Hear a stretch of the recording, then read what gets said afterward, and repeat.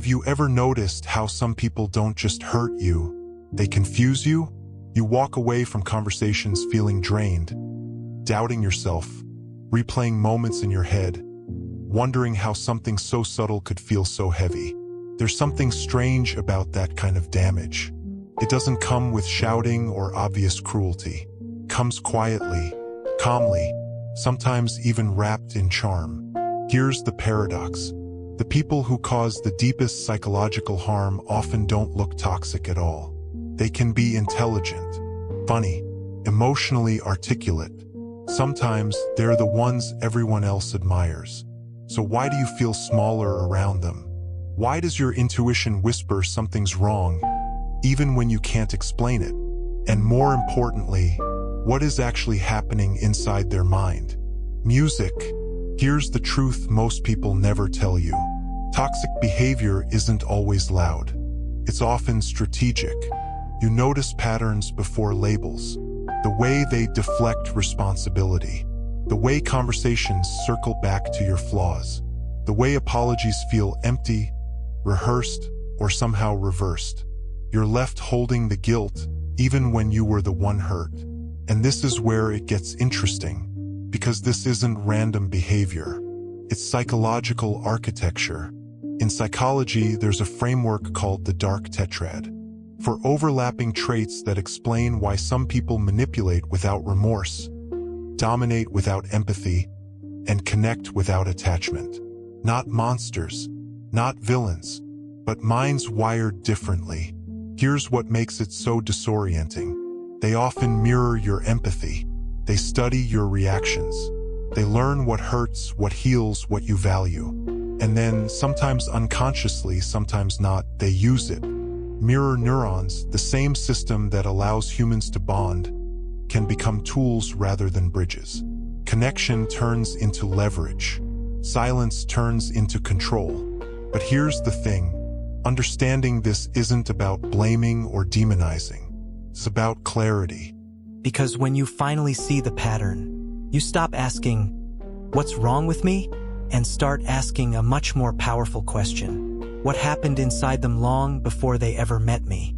And that question changes everything. You don't notice it at first. That's important. At the beginning, they feel easy to be around. Attentive, engaging, almost refreshing. They listen closely when you speak. They remember small details about you. They seem emotionally intelligent, sometimes more than anyone you've met before. And you think, finally, someone who understands me. But here's the thing. Understanding doesn't always mean caring. What feels like connection is often observation. They're not bonding the way you bond. They're mapping. You open up slowly, naturally. They encourage it. Not with pressure, with curiosity. Subtle nods. Well-timed empathy. Questions that feel safe. This is where attachment theory quietly enters the room.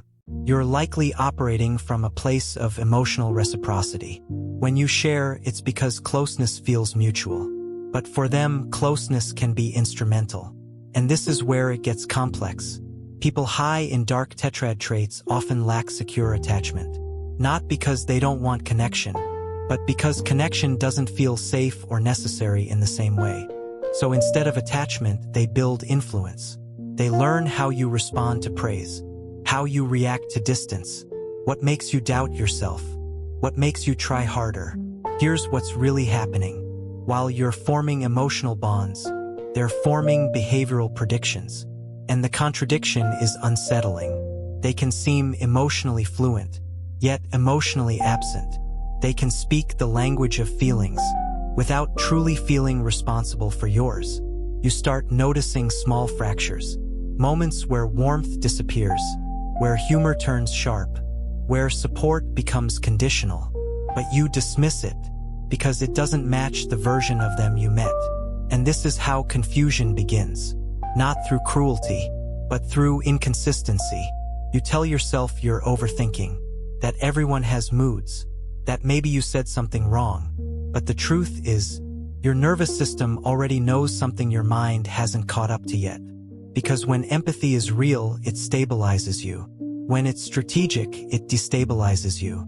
And maybe that's the first quiet sign. Not pain, not anger, just the subtle sense that you're adjusting yourself. More than you ever needed to before.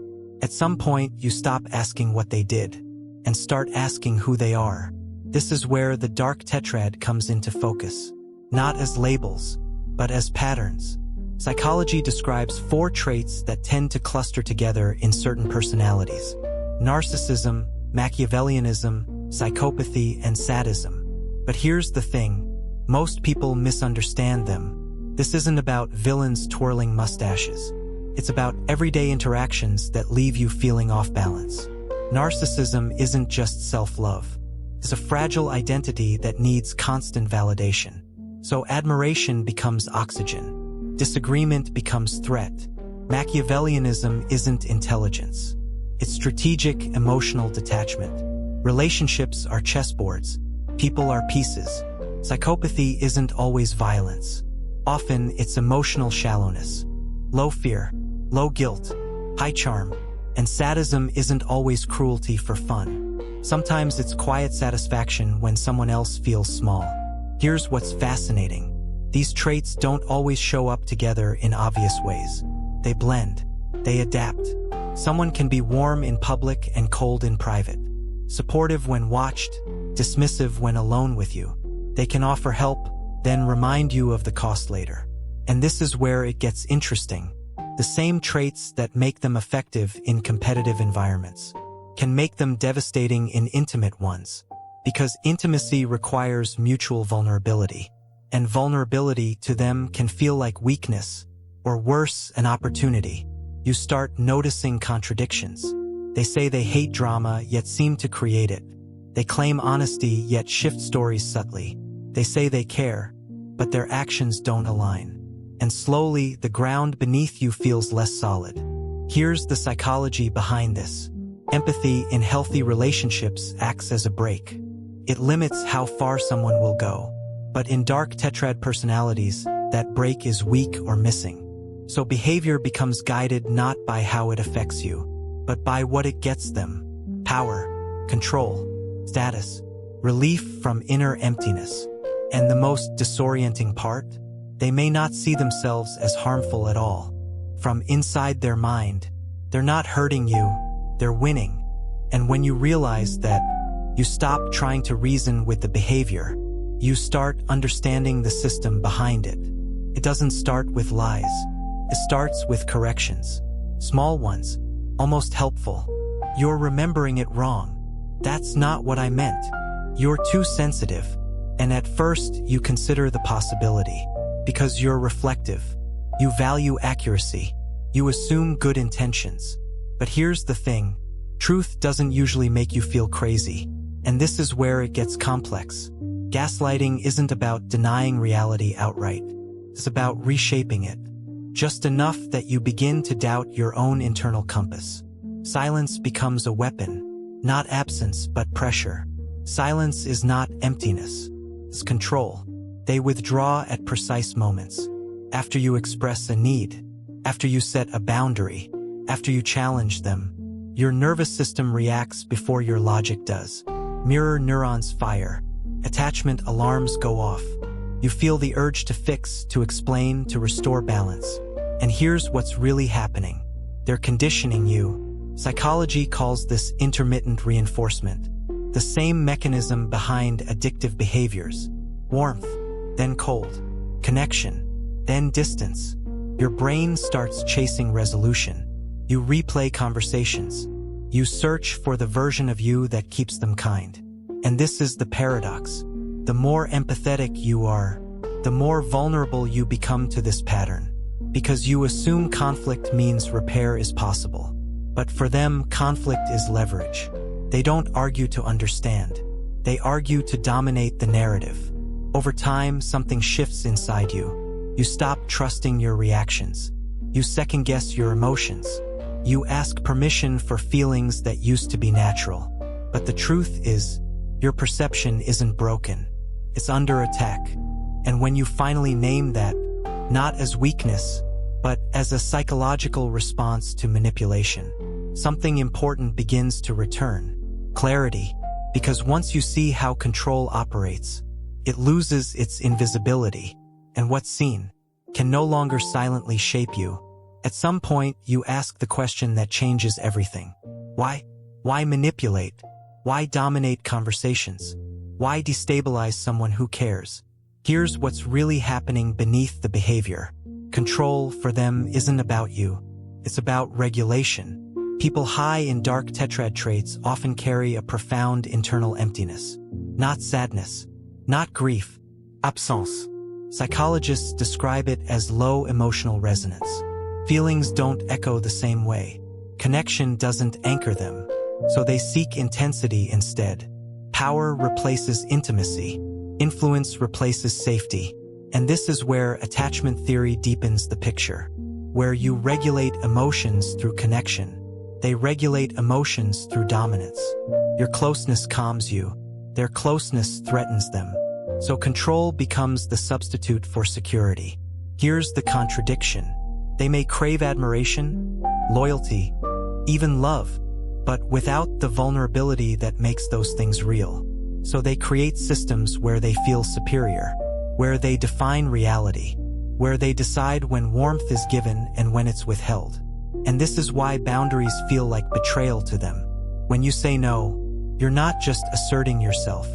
You're disrupting their emotional regulation system. That's why reactions escalate.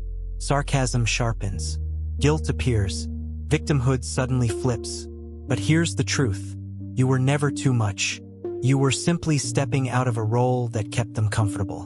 And maybe that's the most painful realization. Not that they hurt you, but that the version of you they preferred was the one that stayed smaller.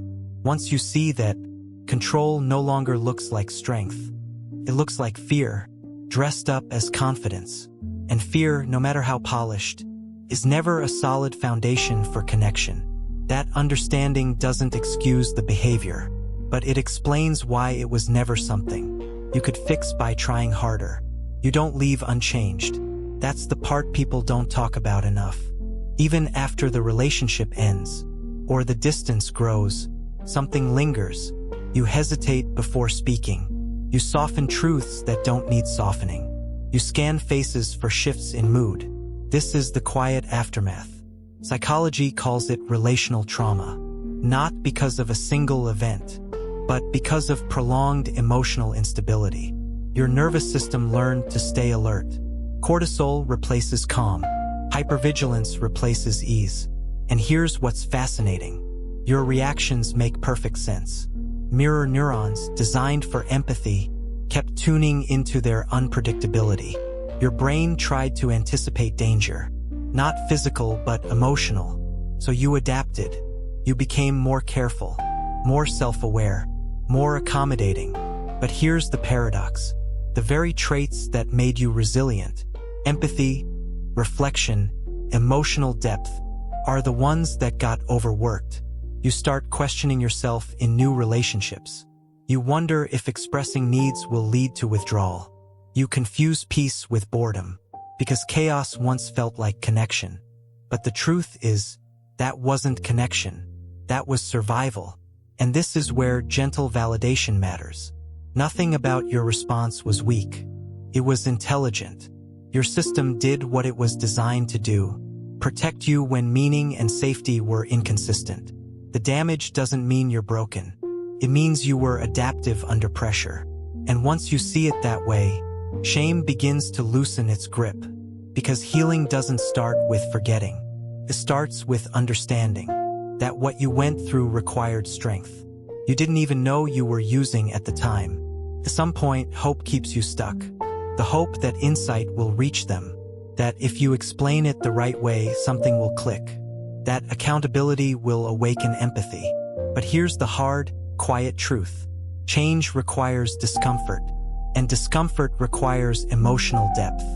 Many people high in dark tetrad traits don't experience inner conflict the way you do. Guilt doesn't linger. Self-reflection doesn't sting. So motivation to change stays low. And this is where it gets complex. They can understand concepts of growth. They can repeat therapy language. They can apologize convincingly. But understanding is not integration.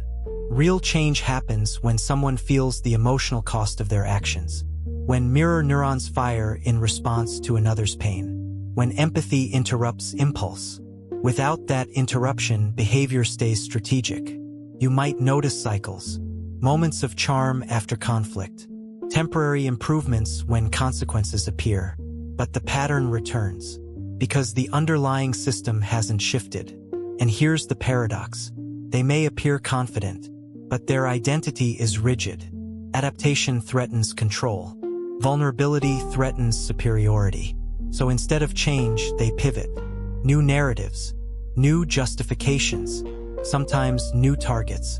And maybe this is the most important reframe. You didn't fail to inspire growth.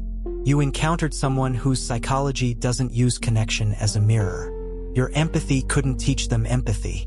That realization hurts, but it also frees you, because once you stop waiting for transformation, you reclaim your energy, not for fixing, not for proving, but for choosing relationships, where growth doesn't have to be negotiated, where accountability isn't a performance, where change doesn't require you to disappear first.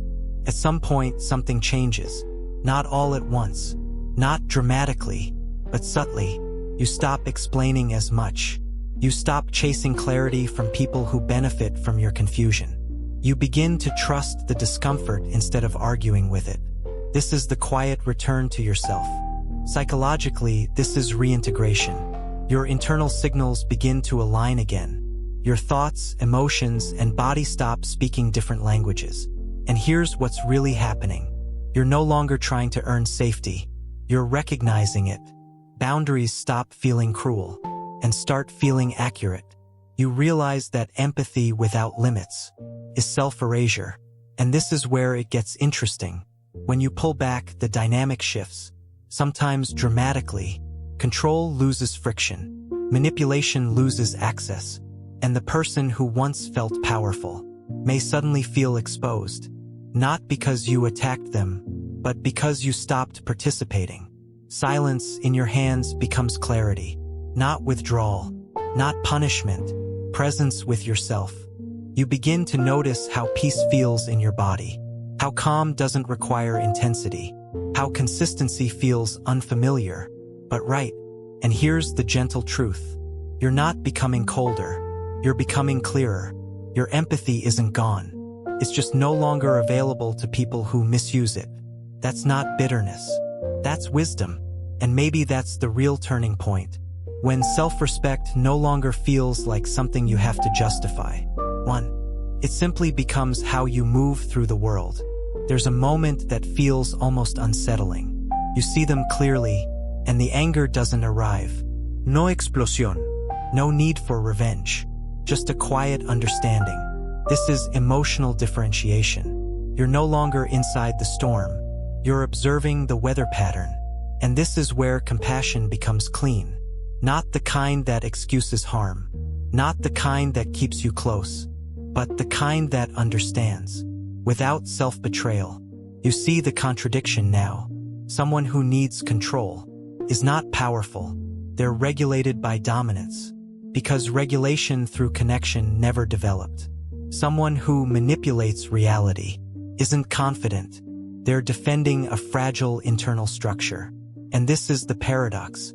You can acknowledge their psychology without volunteering yourself as the cost. Psychology doesn't demand proximity. Understanding doesn't require endurance. Here's what's fascinating. When you stop personalizing their behavior, your self-trust returns. You no longer wonder what you could have said differently. You no longer replay conversations for alternate outcomes. Because clarity replaces rumination. You recognize that your empathy was never the problem. It was simply offered in an environment that couldn't receive it. And maybe that's the deepest validation. Nothing about your depth was wasted. You just needed the right place to land. Seeing that doesn't harden you. It softens you toward yourself. And that softness, finally directed inward, becomes strength. So let's return to where we began. Have you ever noticed how some people don't just hurt you, they make you question yourself? Now you know why. It was never because you were naive. or too trusting, or too emotional. It was because you were relating to someone whose inner world runs on a different system. You were offering connection to someone seeking control, and that mismatch was never your fault. Here's the truth. The dark tetrad doesn't win because it's strong. It wins because it's confusing. But confusion dissolves in clarity. When you understand the psychology, their behavior loses its mystery. Their power loses its grip. And what returns to you is something far more important than answers: self-trust. You begin to honor your instincts again. You listen when your body tightens. You step away without needing a dramatic reason. That's not avoidance. That's wisdom. And maybe this is the real ending. Not closure with them, but reunion with yourself. You don't need to harden your heart to protect it. You just need to stop offering it to places where empathy is treated like currency. You are not here to be deciphered, diminished, or dominated. You are here to be met. And the moment you stop asking, "Why wasn't I enough?" and start saying, "I deserved safety," the story changes, quietly, permanently, and maybe that's the real power.